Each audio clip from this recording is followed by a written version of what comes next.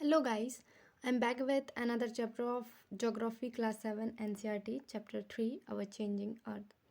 इस चैप्टर में हम पढ़ेंगे कि अर्थ की सरफेस किस तरह से चेंज हो रही है। तो गाइस, अर्थ की जो अपर मोस्ट लेयर है which is called the lithosphere, वो बहुत सारी प्लेट से मिलकर बनी हुई होती है जिन्हें हम लिथोस्फेरिक प्लेट्स बोलते हैं।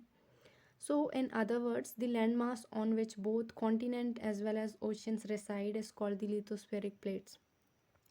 ये प्लेट्स जो होती हैं वो बहुत सारे सेक्शंस में टूटी हुई होती हैं, जैसा कि आप इस पिक्चर में देख पा रहे हैं।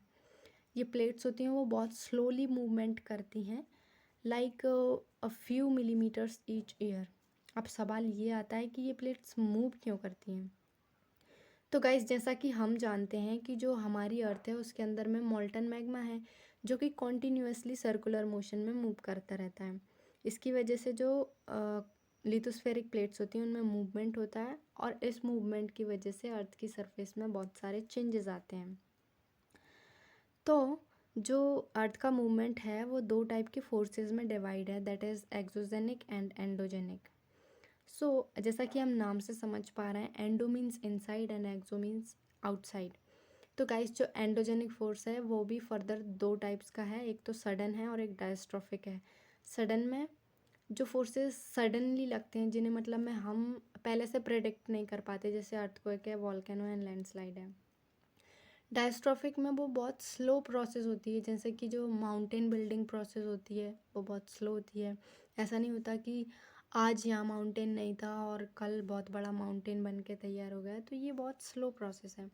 सिमिलरली जो एक्सोजेनिक होते हैं उनमें डिपोजिशनल और एरोजनल फोर्सेस आते हैं। इनके एजेंट्स हैं रिवर, बेंड, सी, ईटीसी।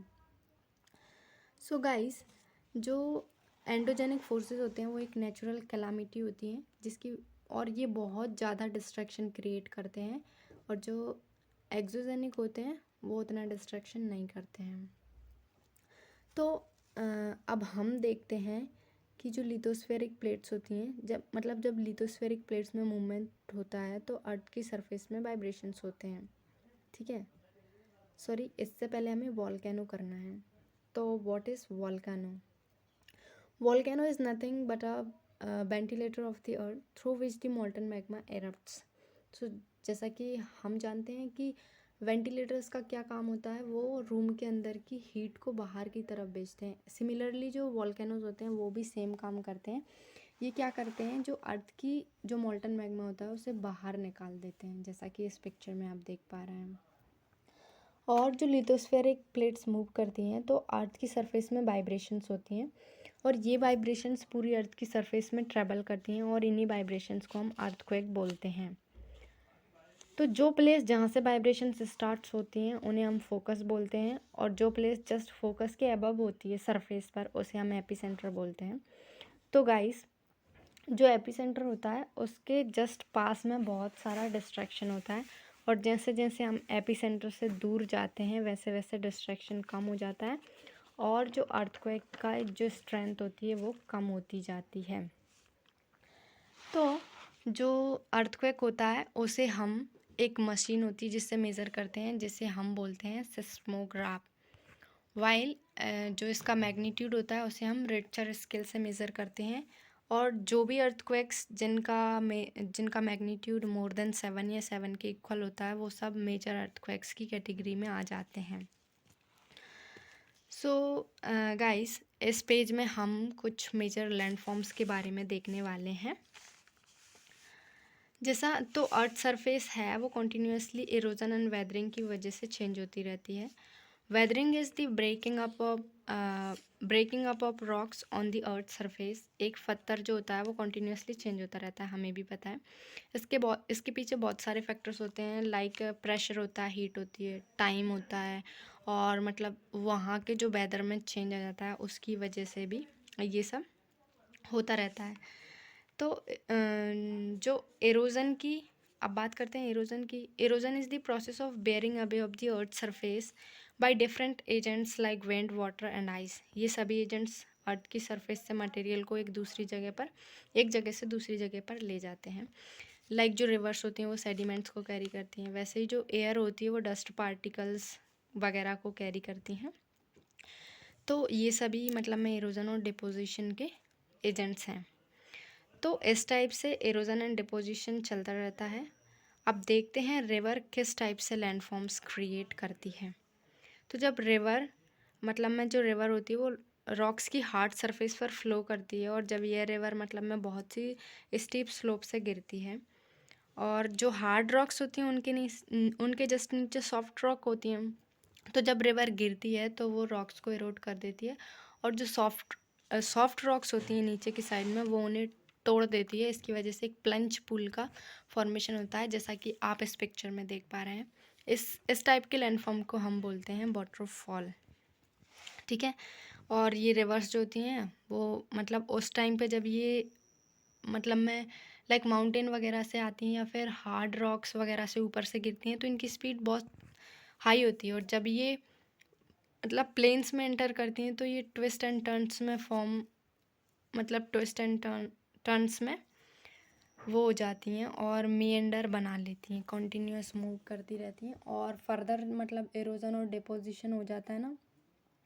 तो जैसा इस पिक्चर में आप देख पा रहे हैं कि कॉन्टीन्यूस एरोजन एंड डिपोजिशन के कारण में ऑक्सबो लेक्स बन जाती हैं। ठीक है।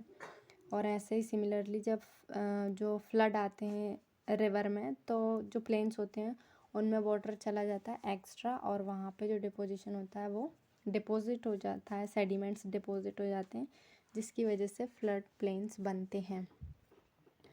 अब देखते हैं जब जब जब जो रिवर होती है वो सी के पास में पहुंचती है, तो ये क्या होती है, बहुत सारी डिस्ट्रीब्यूटरीज में टूट जाती है, और यहाँ पे रिवर की स्पीड इतनी स्लो हो जाती है कि वो उसके सेडिमेंट्स को डिपॉजिट कर देती है और डेल्टा का फॉर्मेशन करती है ना। हम देखते हैं कि जो सी वेव्स होती हैं उनका क्या वर्क होता है। तो जो हार्ड रॉक्स होती हैं सी में, जो वेव्स होती हैं वो उनसे कॉन्टीन्यूसली टकराती रहती हैं, और फर्स्ट ऑफ ऑल ये सी आर्चेस का फॉर्मेशन करती हैं, और जब वेव्स फर्दर इन्हीं आर्चेस पर और टकराती हैं तो ये मतलब वाइड होती जाती हैं और सी केप्स का फॉर्मेशन करती हैं, और फर्दर ये इरोजन इतना ज़्यादा हो जाता है कि ओनली मतलब में जो वर्टिकल स्टॉक्स बचते हैं, जैसा कि इस पिक्चर में आप देख पा रहे हैं, वो पीछे की साइड में जो खड़ी हुई है जो रॉक, उसे अपन स्टैक बोलते हैं। अब देखते हैं गाइस आइस का क्या वर्क होता है, व्हाट डू दे डू। तो जो ग्लेशियर्स होते हैं they are nothing but the rivers of ice. ये क्या करती हैं, ये भी सिमिलरली वाटर की तरह ये भी सेडिमेंट्स को कैरी करती हैं। तो इनके द्वारा जो सेडिमेंट्स कैरी करके डिपॉजिट किए जाते हैं उन्हें हम ग्लेशियल मोरेन्स बोलते हैं। Now see the work of wind. तो विंड क्या काम करती है गाइस, जैसा कि हमें यहाँ अपने इधर तो ज़्यादा नहीं दिख पाता है, वैसे तो ये करती हैं, लाइक गर्मियों में देखो तो बहुत सारी धूल उड़ाती हैं। ऐसे अगर अपन रेगिस्तान में देखें ना, तो वहाँ की जो रॉक्स होती हैं उनकी जो शेप होती है वो मशरूम टाइप की होती है। मशरूम टाइप की क्यों होती है, क्योंकि वहाँ पे जो विंड होती है वो जो रॉक होती है उसके लोअर पार्ट को बहुत ज़्यादा कट कर देती है as compare to upper part. तो इसकी वजह से उनकी जो बेस होती है वो नैरो हो जाती है, और टॉप होता है वो बहुत वाइड होता है। इसकी वजह से जो रॉक्स होती हैं वो मशरूम शेप की होती हैं। सिमिलरली वहाँ पे जो विंड जब चलती हैं तो सैंड को एक जगह से दूसरी जगह पर ले जाती हैं, और जब वो विंड शांत हो जाती हैं मतलब उनकी स्पीड कम हो जाती है, तो जो जो सैंड उनने उठाई थी एक जगह से वो उसे दूसरी जगह पर डिपॉजिट कर देती हैं। इसकी वजह से बहुत सारे मतलब में बहुत सारे चेंजेस आ जाते हैं वहाँ की सैंड के फॉर्म्स में। So guys, this is all about this chapter. See you soon in the next video. Until then, keep study and thank you for watching.